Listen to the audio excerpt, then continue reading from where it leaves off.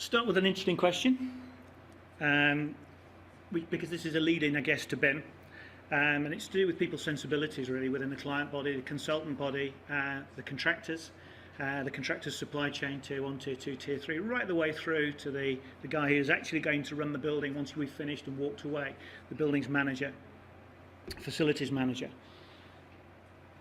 I think the answer is relatively straightforward. We've had a lot of interesting presentations this morning that have gone through an awful lot of technical detail. What I'm trying to do is distill out the things that are actually relevant for me.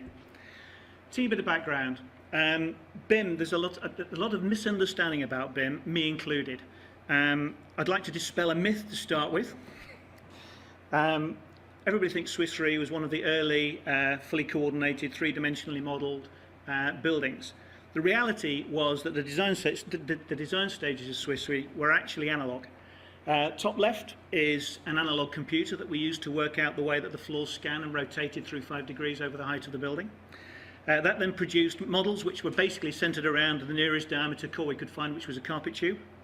It produced a cluster of models, none of which were right. Each one was an approximation getting ever closer to the target that we were trying to strive for. And in some cases, the models were quite large, where we had to work out technical details. That's not to say that, the Bentley side of life, I've spent my whole life working with Bentley, the Bentley side of life wasn't relevant. It was very, very relevant. In fact, you couldn't have built the building without Bentley, but it kicked in at a later stage. And the interesting thing about Bentley was that it could eat a project of this scale and this character at the time. And it was only internal scripting partway through that process that then led to oh God, what's it called, John? Generative components. So for me, I need to find out whether BIM is actually relevant for me. Is it the answer? And to be honest, I don't really know. I've done some homework. I had a look. It's been around since the 1970s. I dug out on Wikipedia a description of what BIM is. I've also had a look at the National Building Information Model Standard Project Committee's definition of BIM is. You'll notice they're broadly similar but very inconsistent. And I think if I asked every single person in this room to write it down on a piece of paper, no two pieces of paper would be even remotely similar. And therein lies a problem for me, because it's presented to the world as an on-off switch. It's an all or nothing. You do it or you don't. And I don't believe that. In fact, if a client asks me, do you do BIM, I actually feel quite awkward about that until you take some comfort from the fact that actually I suspect that all of us do it. Because all of us occupy the middle ground. It's not a matter of polarising things. You don't do it or not do it. Everybody's made a foam board model. Every architect's made a foam board model. Most of the engineers I work with make foam board models. Most of the M&E engineers make foam board models, believe it or not. That's BIM in a form. It's capturing information in a model in one shape or another, and using that as a mechanism of communicating with the people who are going to build your buildings for you. And for me, that's the absolute essence of what we're trying to do. The reality of a building site, it's not accurate or precise. That's what a building site's like.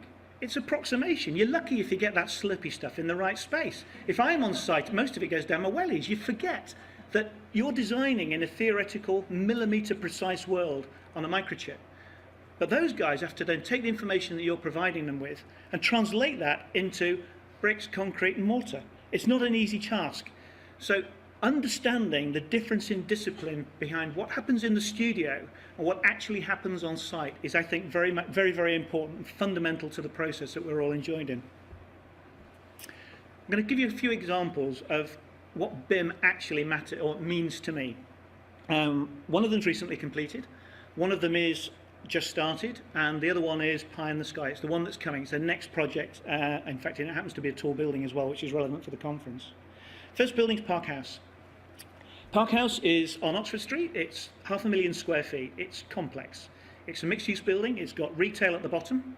It's then got above it residential to the eastern end and prime Mayfair office space to the western end. So a complex mix of uses, each one with their own core. It's also structurally complicated.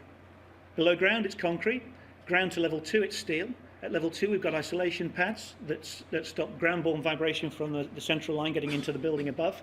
And then the residential goes on up as concrete, and the office building goes up as steel. And yet there is a unified overall envelope that ties the whole thing together and to some degree disguises that level of complexity. But it was actually a very simple building to design. when you think about BIM, I think there's also a conception that it's all or nothing. You suddenly have to have a very elaborate computer model to build a building from. The reality, it isn't that. You start very simple. You start by defining form, defining the shape, which is informed by the site and the context of the site. And you gradually add detail. As you come across a problem, what do you do with the corners? You then come up with a solution for those corners. And through that process, you gradually build up the core parameters, the rules that govern the shape of your building. And that's as true for whether you're designing it on a computer or whether you're doing it freehand sketches on tracing paper or through foam board models. You're adhering on trying to find what are the rules that drive the logic and the language of your building, because it's those rules you then have to convey to your structural engineers, your M&E engineers, and to the contractor on site and his trades in succession. The complexity starts to build frighteningly fast, actually. And you start to add primary structure, you add the floor slabs, and you then start to add the M&E that sits within the building. Again, the advantage of the BIM model for me is that I can talk to my structural engineers. I can, the point that the previous speaker mentioned about trying to find the detail that was wrong in amongst the maze of all the information in the model. You can actually take these models and you can peel them to pieces. You can add the external envelope onto it, and then you can interrogate it. And in terms of interrogating it, you're not interrogating the model as conventional drawings, as two-dimensional drawings, which are actually very difficult to understand. And 9 times out of 10, you lose the key detail that's not working for you. You can do it three-dimensionally. You can actually visualize yourself in that space. Bringing in the M&E coordination is an interesting factor. Again, there is an education gap in our industry. Not all of us design in 3D. And in some cases that relates to the consultants, but it also relates to the supply chain. It relates to the contractors and the supply chain all the way through. So it's an absolute joy when you've got very good quality structural and M&E information which you can then bring into your model and explore, because it makes our job to a degree a lot easier in terms of the time and money that you've invested in that model, because you can interrogate it and find out where items clash. Contractor can also take it. And a contractor can use it for a completely different purpose. They can use it to start to work out how they're going to build it. So you've been there busily building the model. The contractor then takes that model and starts to take it to pieces again and to work out which bits need to go in the right sequence to achieve the best result. I'm not saying everybody needs the high-tech input and the detailed input and millimetre precision. Blockwork contractor on site uses a piece of chalk, 2 nails and a piece of string. It's a very, very different approach. And so it's horses for courses. It's what information is relevant at each stage of the project to get the best effect out of your team. There are some parts of the Park House project that were more complicated. And in this particular case, BIM was a lifesaver. The external envelope of the building is quite complex in its form. And you can see here, I've just picked one part of the roof and extracted that just to give you an understanding of how it was developed from our side. It started very simple. We just had a series of arcs which related to the planning grid that scribed their way over the external surface of the building. We subdivided that into a notional number of points, that's a series of nodes, which then we used to drive and generate a surface. From those nodes, we then added the layers that we were aware of that we had to accommodate. It had to have some steel that sat underneath it. You had to have the aluminium framing for the glazing, for the cladding system. You had to have then glass, solid panels, pressure plates and pressure caps. And each one of those could be identified, those surfaces and those components could be identified with nodes and offsets. Great, fantastic. Then we could start to use it. We could really use it. You can then start to explore the panelisation of the building. And you do this ideally working with a cladding contractor. Again, involving external experience at an early stage is really important. In this particular case, the first attempt at panelising the roof, the curves were too crude, and we discovered the panels are physically too heavy for somebody to put in. 2 people need to pick up one of those fellas, and they were too heavy at about 280 kilos. A finer grain was starting to look better, but again, the panels were still too heavy. Until you finally end up with a best fit, which is a balance between the panel size in this particular case and the weight and ease of handling, cost, and also the approximation to the curvature of the building, which was a key planning consideration. So there are a whole host of factors that you're bringing in your valuation of what's the right way forward. When you put flat panels onto a twisted surface, you discover a thing called ping, which is where, excuse me, you can nail 3 corners to the surface, but the 4th corner pings up, it pops up. And in cladding, that's not very good because there's a very strong chance that water's going to go in on, through that popped-up corner. So we developed a very clever cladding system with gaskets that could accommodate that ping. And as you can see from the detail on the left-hand side, it is quite a complicated system. It was a cassette system, but it sat on a very, very simple steel subframe, a series of tubes that supported the cladding. We put the complexity into the cladding and not into the steel structure. What we then did was ran that cladding detail through our 3D model, and we were then able to analyse the areas of the roof that we could accommodate that amount of ping and the areas of the roof that we couldn't. So it was an iterative tool. It helped us to get the best fit for those panels onto the roof of our building. We then issued, as part of the tender documentation, a three-dimensional model of all of the cladding of the building, together with all of those offsets illustrating where the components lay, and together with that, a final roof form. And then Sod's Law happened, which was when the tenders came back, and our system on the left, where we thought we were very clever, we'd invested a huge amount of time and energy in developing that system, was replaced by a rather simpler solution suggested by the cladding contractor, and that illustrates why you need to talk to the people who know what they're doing. If you look at the complexity of our detail versus the simplicity of their detail, it's a no-brainer in terms of cost, but they were not like for like.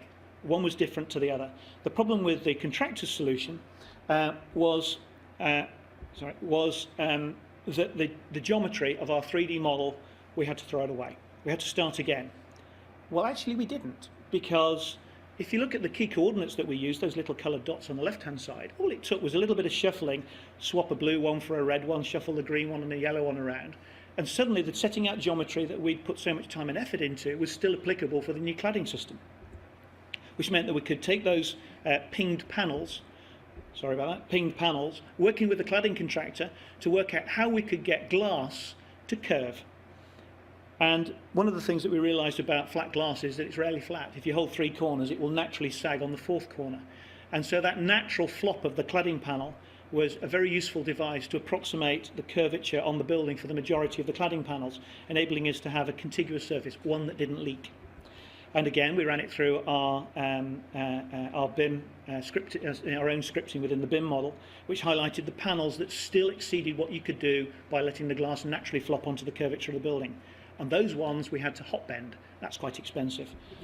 But our 3D model helped us to optimize the number of hot bent panels versus the ones that could just naturally flop to the curvature of the building. So for us, all of the time and effort, all of the work that we put into generating that 3D model in the first place was of significant use right the way through the process, and was also used as a tool by the cladding contractor themselves when they were actually designing the system and manufacturing the system, to the point where we actually took our 3D guru from our office and he spent 2 to 3 weeks in the cladding contractor's studio showing them where to do it, or how to do it. Another interesting point was where to put complexity. The reason their system was so simple was that we put complexity in the cladding, lots of extrusions, lots of fixings, lots of complexity in terms of the chambers and profile. They put it in the steel. It was so easy to accommodate the complexity in the steel to leave the cladding simple. And they'd also come up with a brilliant solution for the internal blinds, which we needed in the building. So on site, we had a buildable solution. You can start to see the complexity of the building, in particular on the right-hand side. You can see the twist that we had to accommodate and why the panels wouldn't necessarily lie flat, and the finished form. Interestingly, it wasn't just the outside where this proved useful. Having invested all that time and effort, primarily being driven by sorting out the cladding at an early stage in the project because it was such a big cost centre, we took advantage of that to coordinate what happened on the inside, because what we wanted to do was to combine the roof with some of the services and the services distribution within that same build-up. It was a nightmare for the M&E engineers because we had linear chill beams that ran within the ceiling system, and trying to fit linear chill beams to a complex curved roof was not easy. Once again, we went back to the same model that we started with the cladding, but instead of working our way up, we worked our way down. First of all, setting out the fixing brackets, and between those fixing brackets dropping in your chill beams. We then used the 3D model to help to design the internal surfaces. And these were actually a wet trade, off-site maybe, but nevertheless a wet trade. They were fibrous plaster ceiling panels. And so again, we worked with a slightly less sophisticated manufacturer than you would expect, for example, with a cladding contractor, to achieve a similar level of sophistication and detail, making sure we didn't hit the steelwork, And then again, still making sure that on site that we manage to find a way of marrying prefabricated components with the wet trades to quite an interesting effect as a final result. So that's using BIM to design an extremely complicated sandwich of components that included structure, M&E, cladding, lighting, heating, cooling, air, natural ventilation, the sprinklers, fire detection, beam detectors, and everything else. Slightly different project. This one's just started on site, just started demolition. This is 1 New Street Square in Holborn in the City of London. And with this one, this is really the beginning of our rollout of Bentley Ecosim across every single project in the practice. And by that I mean every single project. That's the small ones, the medium-sized ones, and the large ones. This is an example of a large one, but nevertheless it's quite good to just take you through it because it starts to show you some of the benefits. It is a 3D model. We initially host that 3D model, but we then start to work with our consultants and import information from them to help to test and coordinate the scheme as a whole. From that 3D model, you can extract your 2D cross-sectional information. You can extract elevations sufficiently detailed to go for planning. You can also extract all the plan form information for the building. As we've heard earlier, once you've got that model, you can also then interrogate it. And you can interrogate it to produce schedules, areas, volumes, materials count, material counts, including doors, door scheduling, and so on, which is extremely useful inside the team, but more importantly, useful when you're working with a contractor. This one shows the model when we've imported the structural steelwork and when we've imported the M&E software. The interesting thing about this, and the interesting thing about the Bentley approach to BIM, is that it's open arms to the rest of the world. It doesn't rely on everybody using the same software. And again, for most of the people who aren't techies in the room, that's quite an important point because there is the fear of the unknown. I know I use one type of software, I know my structural engineers use Xsteel or whatever they're using, and my M&E engineers probably don't design in 3D. So how do I take this forward? Well, the one thing about the Bentley approach is it's all things to all men. It embraces lots of different types of software packages in a way that is easy to use for the architects and the engineers on the ground. What's coming in the future? Well, in the future, the next project that we're about to go into detailed design and production information on is a tall building, which is 1 Merchant Square. And each time we do a building, we're trying to push the envelope a little bit more, trying to find a better way of working inside the design team, with the contractor and with the contractor's supply chain. And the reason why is we want to get a better product on site. It's not always easy. No 2 projects are ever the same, but there is a consistent theme that starts to run throughout. First of all, start doing it right at the very beginning, form finding. Using generative components on a 3D model that's for even a relatively symmetrical building is absolute heaven. You can go through iterations faster than I can with a scalpel through foam board, and that's saying something. Moreover, a project never stands still. Our clients continually change their mind.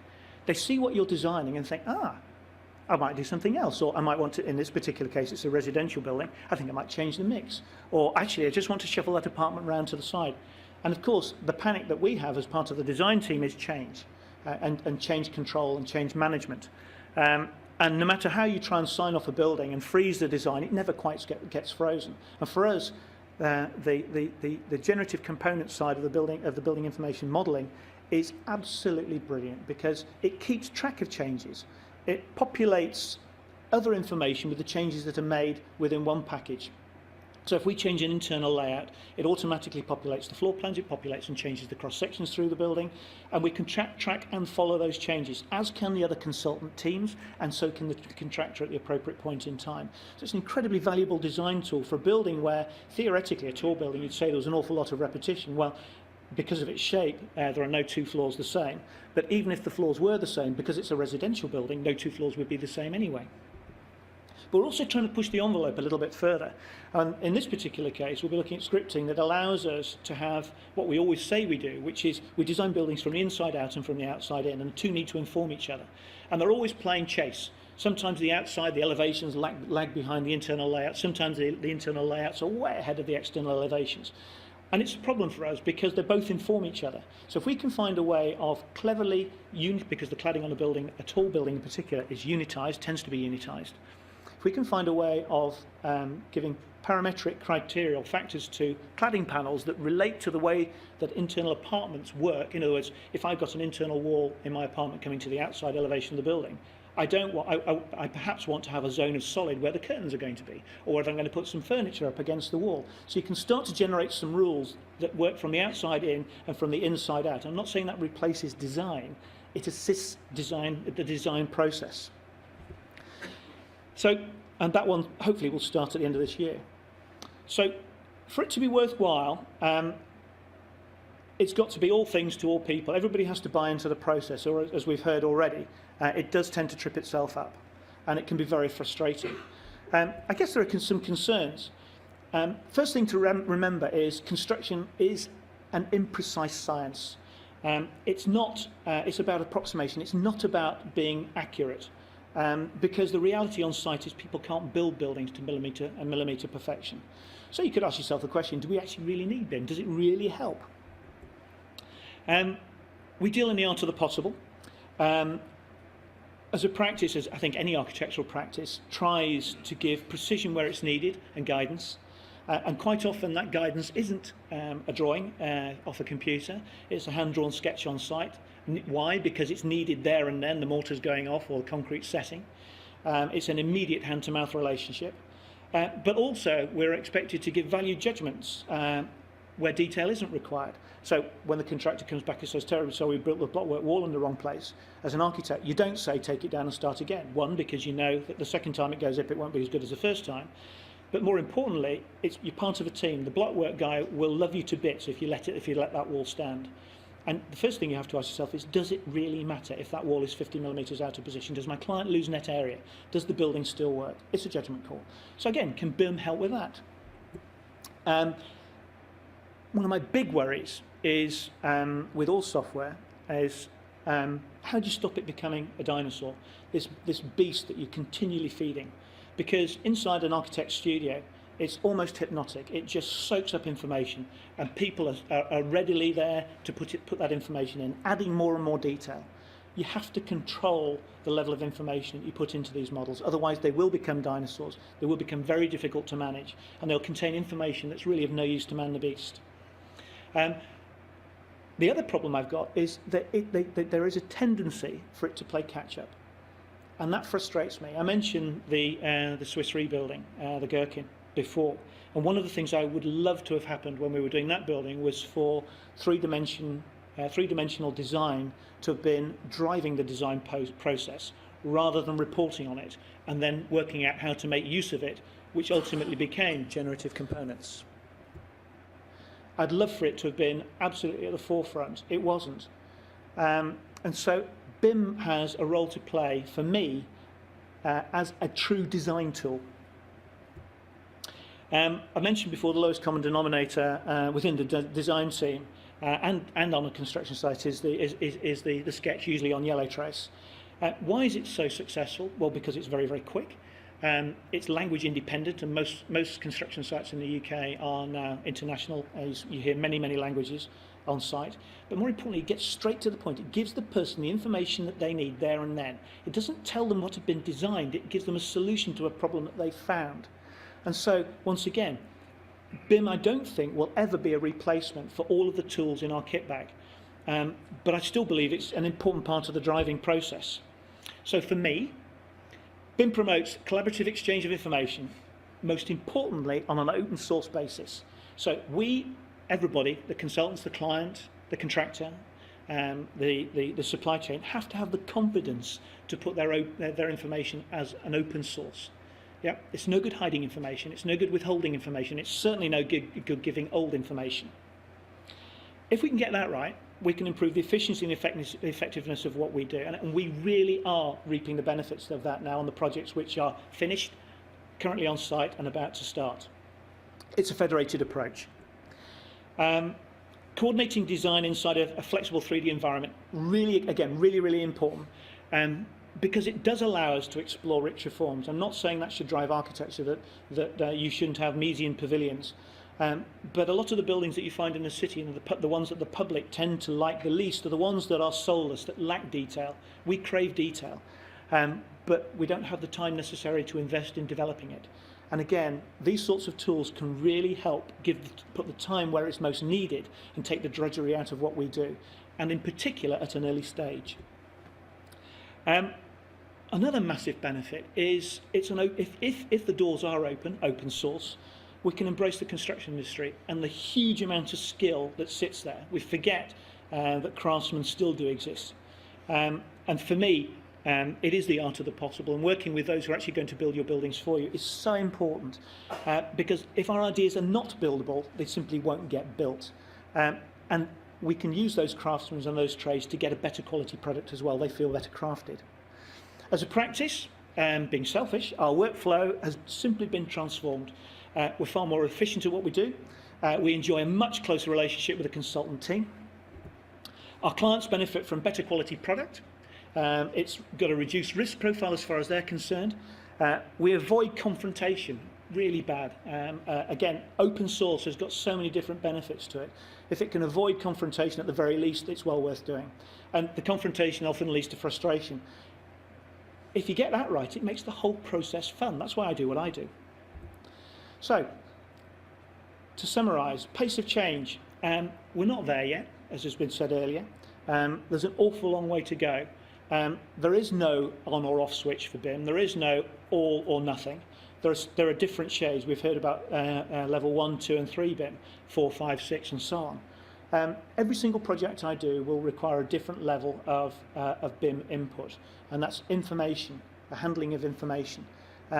It's applicable to the smallest project we've got in our office, which happens to be a door handle, just as appropriate, as it is to the tower that you see coming onto the drawing boards later. Because it still involves people having to make things, and those people need information from us to tell them what to do. And the reason why they do it is because everybody benefits. Thank you.